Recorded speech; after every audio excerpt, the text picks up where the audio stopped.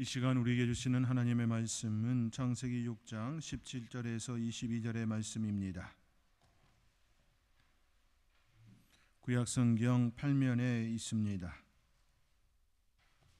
구약성경 8면에 있는 창세기 6장 17절에서 22절의 말씀, 우리 찾으셨으면 저가 한 절, 여러분이 한 절, 한 절씩 교독하시겠습니다. 제가 먼저 읽겠습니다. 내가 홍수를 땅에 일으켜 물을 생명의 기운이 있는 모든 육체를 천하에서 멸절하리니 땅에 있는 것들이 다 죽으리라.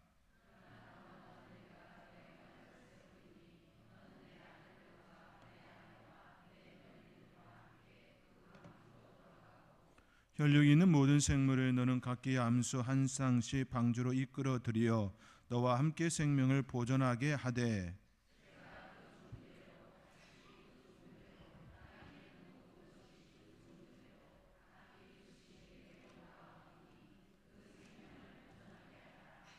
너는 먹을 모든 양식을 내게로 가져다가 저축하라. 이것이 너와 그들의 먹을 것이 되리라.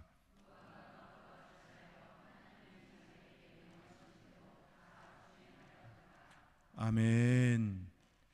이 시간 오전 예배 때에 강구 드린 것처럼 여전도의 연합 찬양단, 찬양대 어떻게 표현해야 되지요?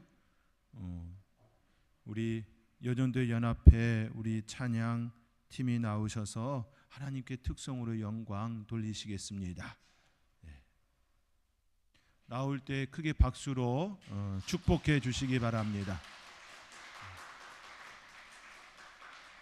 해외 순회 공연은 아니고 저기 시를 넘어서 오산시까지 공연하고 돌아오신 팀입니다.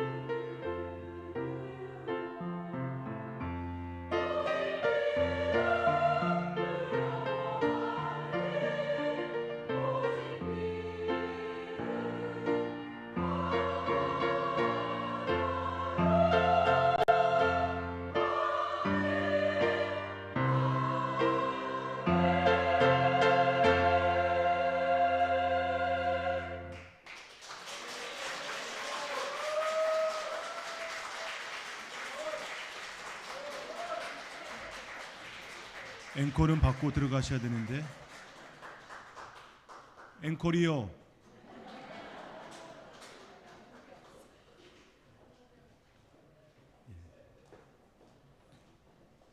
아름다운 선율을 또 하나님 앞에 다시금 올려드릴 수 있어서 너무나도 감사한 시간입니다. 멀리 시를 넘어서 오산시까지 갔다 오셔서 많이 피곤하실 터인데 하나님을 찬양함이 기쁨입니다. 하나님을 찬양할 수 있다는 건 하나님의 사랑을 입은 자만이 할 수 있기에 매우 큰 축복입니다. 하나님을 찬양하고 또 찬양하며 믿음으로, 오직 믿음으로 고백한 것과 같이 그 믿음으로 살아내는 우리 모든 성도님들 될 수 있기를 주님의 이름으로 축복합니다. 하나님께서는 노아에게 방주를 지으라 말씀하셨습니다. 이것이 바로 노아가 하나님께 받은 사명이기도 합니다. 사명은 쉬운 것이 아닙니다. 무겁고 힘들고 고된 삶이 함께 동행합니다. 사명은 결코 쉽게 우리의 삶의 자리에서 짊어질 수 있는 건 아닙니다. 예수님의 사명은 온 인류를 구원하는 일이었습니다. 그 일을 위해 예수님께서는 육신의 옷을 입었습니다. 하나님 나라에서 늘 평온의 그 삶을 사셔도 무방하신 그 하나님께서 친히 인간의 옷을 입으셨습니다. 온 인류를 구원하시기 위하여 인간의 옷을 입으셨습니다. 사명이었지요. 고난입니다. 육체적 고난이고 정신적 고난이고 특별히 우리 예수님은 영적인 고난의 시간까지 겹쳐 있었습니다. 왜냐하면 십자가에서의 죽음은 하나님과의 단절을 의미하기 때문입니다. 수월에 내려간 건 하나님과의 단절, 하나님께서 예수님을 버리신 사건이기에 육체적, 정신적 고통을 넘어선 영적 고통이었습니다. 사명은 이런 모습입니다. 사명은 그냥 쉬운 것이 아닙니다. 수월하게 짊어지고 갈 수 있는 그런 것이 애당초 아니라는 겁니다. 내가 사명을 감당하고 있다라고 여겨진다면 반드시 내 삶에 고난도 있고 고통도 있고 육체적, 정신적 그 피로감이 있을 수밖에 없습니다. 만약 그것을 느끼고 있지 않다면 하나님께 사명은 받았지만 온전하게 사명 감당하고 있지 않는 겁니다. 죄송하지만 그렇습니다. 사명을 감당함에 있어서는 반드시 육체적, 정신적 그 고통이 따를 수밖에 없습니다. 예수님의 사명의 그 절정은 십자가의 죽음이었고 수월에 내려가는 그 시간이었습니다. 철저하게 버려지고 또 버려지는 단절된 시간이었습니다. 노아도 방주를 짓는 동안 고생의 시간이었습니다. 육체적 고생과 정신적 고통이 있었습니다. 그러나 그에게는 함께하는 영적인 축복이 있었습니다. 사명을 감당할 때에 우리에게 가장 큰 힘은 그렇기에 육체적, 정신적 그 평안함이 아니라 영적인 축복입니다. 이는 세례 요한을 통하여서도 볼 수 있습니다. 그는 낙타털옷을 입었습니다. 메뚜기와 석청을 먹었습니다. 육체적, 정신적 고통을 입었습니다. 그러나 영적인 축복을 누렸습니다. 하나님께서 그와 함께 하시는 그 영적인 축복을 누렸습니다. 심지어 세례 요한은 요단강에서 예수님께 세례를 베푼 자 그 영광을 누렸습니다. 영광의 그 시간이었습니다. 영적인 축복입니다. 예수님은 영적인 고통까지 당하였지만 우리에게는, 사명을 감당한 우리에게는 영적인 축복은 허락하심입니다. 육체적 정신적 고통은, 그 고됨은 우리가 감당해야 될 영역이고 철저하게 영역이고, 영적인 축복은 주십니다. 이것이 예수님과 우리가 짊어지는 사명의 질적인 차이입니다. 그러니 얼마나 다행스러운 일입니까? 그 영적인 축복이 육체적 고된 그 시간과 정신적 그 고된 시간을 다 이기고도 충분한 은혜가 되게 하시니 그나마 감사한 일이지요. 그런데 우리 하나님께서는 이 땅 가운데 그 사명의 삶을 산 이후에 천국에서, 하나님 나라에서 철저하게 갚으신다는 것 아닙니까? 상금으로, 하나님의 상으로 평생 영원토록 누리는 그 상을 누리게 하신다는 것, 이거는 보너스이지요. 우리 하나님께서는 우리에게 그 시간을 주셨습니다. 무한한 시간을 유한한 시간으로 살 수 있도록 우리에게 허락하여 주셨습니다.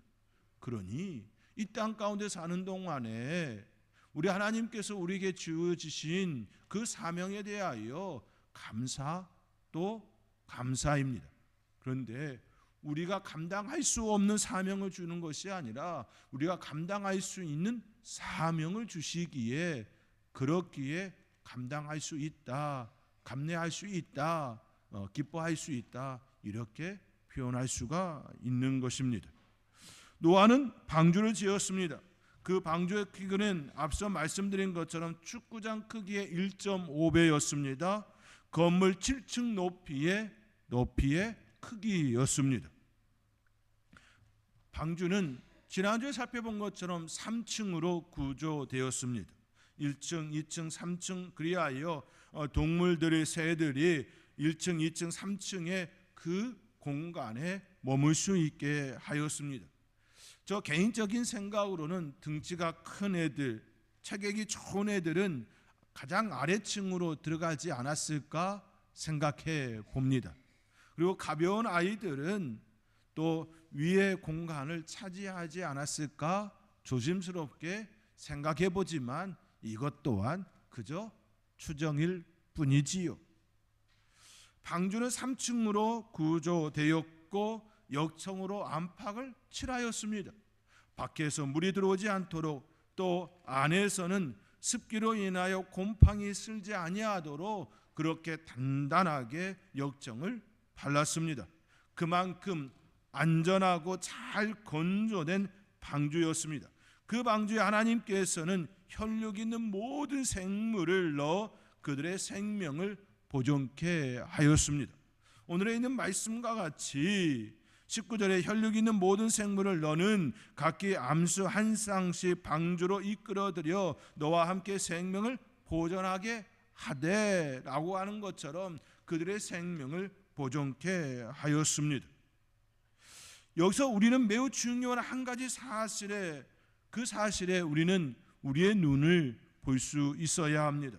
그것은 생물들을 살리는 방식입니다. 노아가 어떻게 그 많은 생물들을 살릴 수 있었는가입니다. 생물들이 하나님의 말씀에 따라 그에게 나왔기 때문입니다. 하나님의 선택이었습니다. 그런데 여기서 더 놀라운 일은 하나님은 실수하지 않으신다라는 사실입니다. 하나님께서 방주에 들여보낸 생물들은 한 쌍씩이었습니다. 두 쌍씩도 아니고 한 쌍씩이었습니다. 이는 그들의 개체를 생산하기 위함이었습니다. 암수 한 쌍씩 들여보냈습니다. 그 방주에 들어간 생물들은 자신들의 후손들을 생산하기에 충분히 좋은 상태였습니다. 충분히요. 만약 그들 안에 암수 한 쌍씩 들어갔는데 그 암수 하나의 그 수컷이 되었던 암컷이 되었던 간에 번식 능력이 없었다면, 기능이 고장났다면 더 이상 그들의 개체는 이 땅 가운데 사라집니다. 이 말씀을 보시면서 이런 생각해 보신 적 있으신가요? 없으셨지요? 한 쌍씩만 들여보냈어요. 지금 많은 젊은이들 결혼하여 불임으로 인하여 매우 고생하는 이들이 있습니다.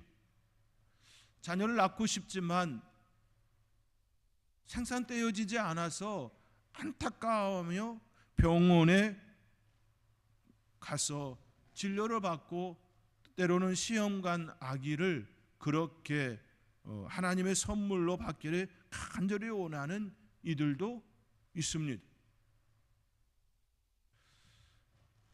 오늘 본문의 말씀에 의하면 한 쌍씩만 들여보냈습니다.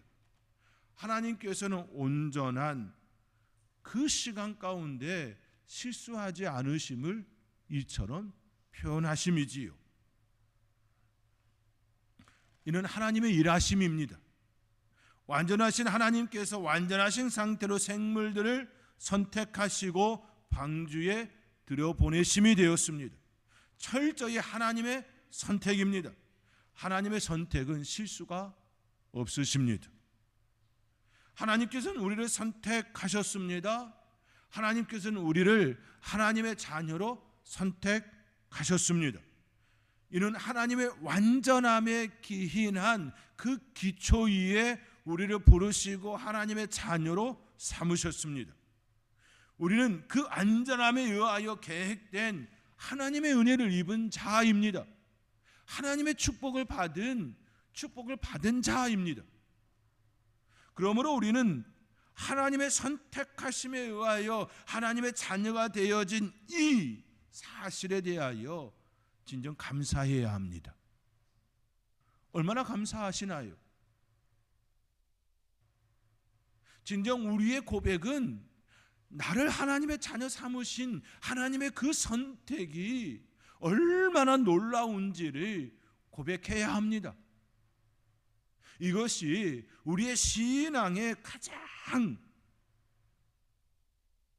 기본이고 출발선에 있는 모습입니다. 그러므로 우리는 우리의 구원에 대하여 가벼이 여겨서는 아니 됩니다. 존귀 여겨야 합니다. 우리 하나님의 완전하신 그 하나님께서 완전한 계획 속에 완전한 손길로 하나님의 섭리 가운데 하나님의 자녀가 되어짐이기 때문입니다. 전도 현장에 나가 보십시오. 얼마나 많은 사람들이 전도에 대하여 거부하는지. 우리 하여 전도팀 매주마다 나가는데 쉽지 않은 모습입니다. 세상 사람들이 다 하나님을 믿는 것 아닙니다. 내 형제자매를 위하여 간절히 기도하고 또 기도하고 그들에게 복음을 전하지만 쉽게 한 번에 넘어오면 참 좋겠지만 그러지 못한 모습들 참 많습니다. 내가 하나님 자녀된 것 자체가 은혜입니다. 그러므로 우리는 먼저 내가 구원받음에 대하여 존귀 여겨야 합니다. 하나님의 말씀이 믿어지는 것, 하나님을 내가 믿어지는 것 그 자체에 굉장히 감사해야 합니다. 내 의지로 된 거 아닙니다. 하나님께서 내 마음을 주장하여 주셔서 내가 하나님을 믿을 수 있도록 되게 하신 겁니다. 그러므로 우리는 날마다 내가 하나님 자녀 되어진 것에 대하여 존귀 여기고 하나님께 감사하고 그 시간을 주의 은혜입니다 고백하며 살아야 합니다. 하나님께서는 그 생물들을 방주에 있는 노아에게 나오게 하셨습니다. 하나님께서 그들을 선택하시고 그리고 그 생물들을 방주에 있는 노아에게 나아오게 하셨습니다. 생물들은 인간의 선택에 의하여 보존된 것이 아닙니다. 하나님의 전적인 선택이었습니다. 만약 인간에게 선택권을 주었다면 무엇을 선택해야 할지, 또 어떻게 그들을 모아야 할지 너무나도 많은 문제거리가 일어났을 것입니다. 어떤 것을 선택하시렵니까? 수많은 사자들 중에 딱 한 쌍만 골라야 하는데 그거 어떻게 선택하시렵니까? 여러분에게 그 선택권을 주셨다면 그거 잘 감당할 수 있겠습니까?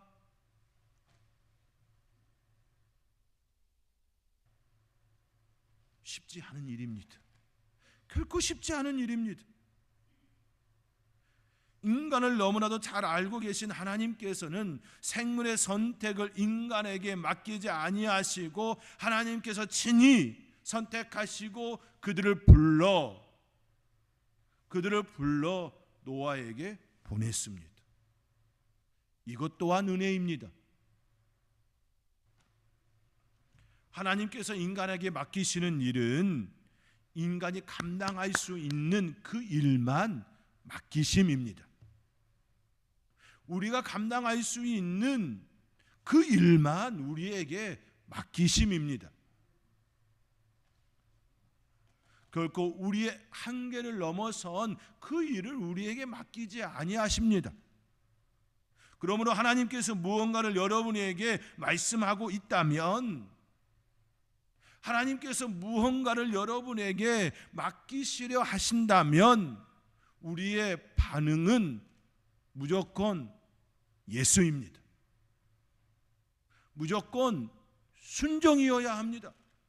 왜냐하면 이미 우리 하나님께서, 그 완전하신 그 하나님께서 모든 것들을 다 이쪽으로 재보고 저쪽으로 재보고 다 재보고 난 이후에 우리에게 맡기심이기 때문입니다. 저와 여러분을 너무나도 잘 알고 계셔서 우리에게 딱 필요한 그것을 맡기심입니다. 혹 내가 생각할 때에 그 일은 내 분량보다 크다라고 여겨지는 그 일일지라도 그 일을 하게 되면 그 일이 이루어지게끔 하시겠다라는 말씀입니다. 그것을 통하여 내가 지금 당장은 분량이 작은 것 같고 내가 생각할 때 전혀 감당할 수 없는 크기처럼 보이지만 그 일을 통하여 내 분량을 키우시겠다, 그 약속이기도 합니다.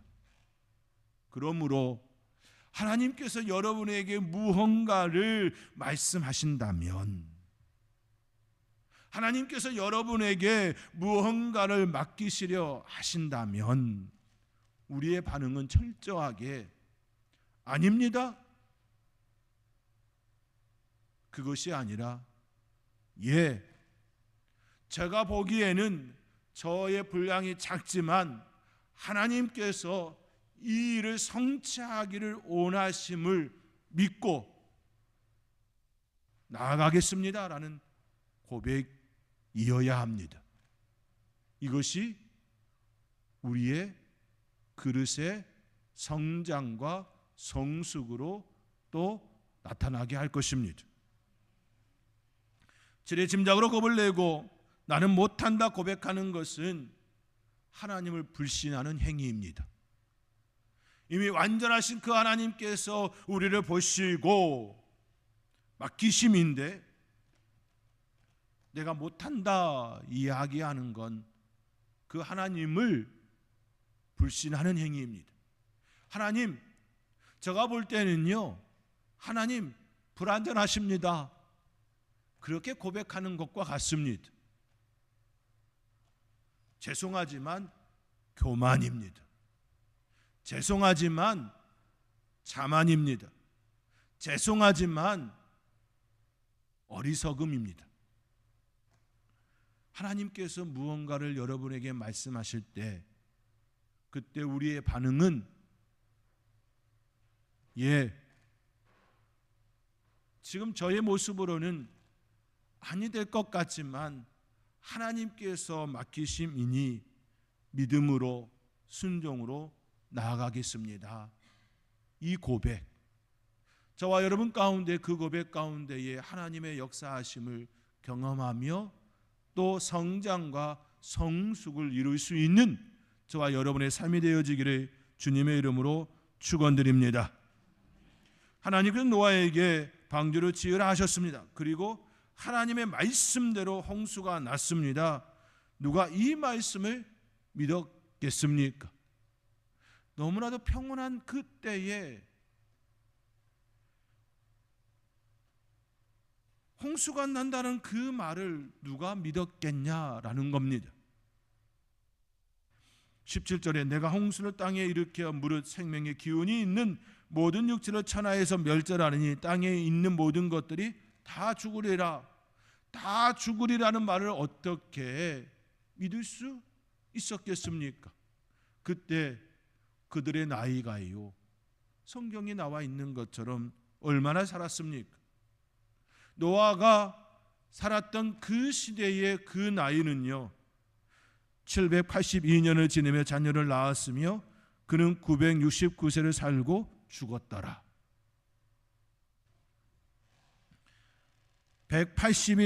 182세의 아들을 낳고 이름을 노아라 하여 이르되 하나님께서 땅을 조조하심으로 수고롭게 일하는 우리를 이 아들이 아니하였더라. 노아를 낳은 후 595년을 지내며 자녀를 낳았으며 그는 777세에 살고 죽었더라. 짧은 세월이 700년입니다. 800년, 900년을 살았던 그들입니다. 그러한 그때에 다 죽으리라 라는 이 말씀이 그들의 귀에 들렸겠습니까? 홍수로 땅에 있는 것들은 다 죽음이 되었습니다. 오직 한 사람, 한 가족, 그리고 그에게로 나온 생물들만이 하나님께 은혜를 입었습니다. 이는 하나님의 말씀을 믿은 노아의 순종으로 인한 축복이었습니다. 우리의 삶도 방주와 같아야 합니다. 믿음과 순종이 결합된 방주, 그것이 그들을 살렸고 하나님의 능력을 경험하는 시간이 되었습니다. 이처럼 방주는 실수하지 아니하시는 우리 하나님의 신비를 경험할 수 있는 축복의 장, 그 장이 되었습니다. 우리의 삶도 노아에게 말씀한 그 방주와 같은 사명을 말씀하십니다. 방주와 같이 실수하지 아니하시는 완전하신 하나님을 여러분에게 맡기신 그 사명을 통하여 경험하며 나아가는 축복의 그릇이 될 수 있기를 주님의 이름으로 축원드립니다.